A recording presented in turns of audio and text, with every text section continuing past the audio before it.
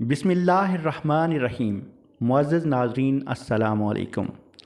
ایک دور دراز کے گاؤں میں ایک حکیم چلتا پھرتا کہیں سے آ نکلا اور اپنی دکان بنا کر بیٹھ گیا۔ اس گاؤں کے لوگوں نے علاج معالجے کی کوئی سہولت میسر نہیں تھی، اس لیے اس کا کام خوب چل نکلا۔ کچھ ہی دنوں بعد حکیم نے یہ بات محسوس کر لی کہ ان سادہ لو دیہاتیوں کے پاس میرے علاوہ کوئی معالج نہیں ہے، لہٰذا مجھے خوب فائدہ اٹھانا چاہیے۔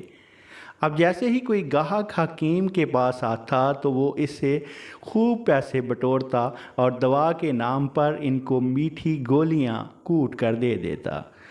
دیہاتیوں کا چونکہ اس پر یقین بن چکا تھا، اس لیے ان میں اکثر کو آرام بھی مل جایا کرتا تھا۔ کرتے کرتے حکیم نے بہت سی دولت جمع کر لی تھی، لیکن گاؤں میں ایک چلاک عورت بھی رہتی تھی جس کو سارے گاؤں والے ماسی کہتے تھے۔ ماسی چلتی پھرتی ریڈیو تھی، ہر خبر پر نظر رکھنا اور اس کو آگے پیچھے پہنچانا اس کا کام تھا۔ ماسی کی شروع سے ہی حکیم پر گہری نظر تھی۔ وہ جانتی تھی کہ یہ کوئی حکیم نہیں ہے بلکہ کوئی فراڈیہ ہے جو حکیم بن کر لوگوں کو لوٹ رہا ہے، لیکن اس کو حکیم کے خلاف کارروائی کرنے کا موقع نہیں مل رہا تھا۔ ایک دن شدید گرم دوپہر کے وقت جب سارے گاؤں والے گھروں میں دب کے بیٹھے تھے تو ماسی اپنے گھر سے نکلی اور گرم لو سے بچتے بچاتے حکیم کے پاس پہنچ گئی۔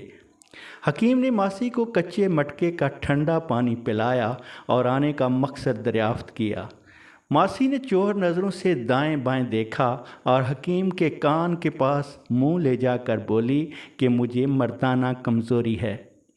حکیم کو ہنسی تو بہت آئی مگر وہ چھپا گیا۔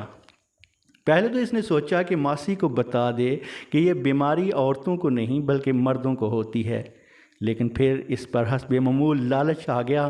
اس نے ماسی سے کہا کہ آپ فکر نہ کریں، دوا ہے تو مہنگی لیکن آپ کو ایک ہفتے میں فرق پڑ جائے گا۔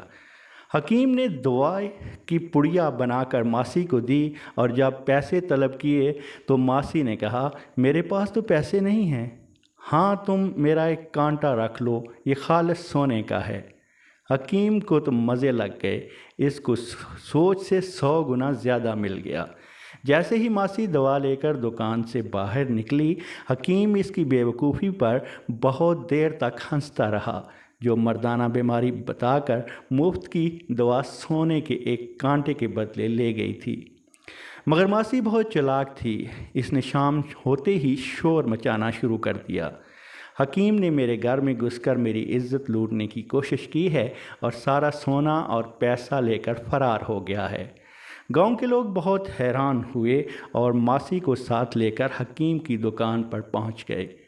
لوگوں نے حکیم کے سامنے ماسی کے لگائے الزامات دہرائے تو حکیم بیچارہ پریشان ہو گیا اور کہنے لگا کہ نہ تو میں اس کے گھر گھسا ہوں اور نہ ہی میں نے چوری کی ہے، لیکن چالاک ماسی ضد کر رہی تھی کہ حکیم نے ایسا ہی کیا ہے، اس کی دکان کی تلاشی لی جائے۔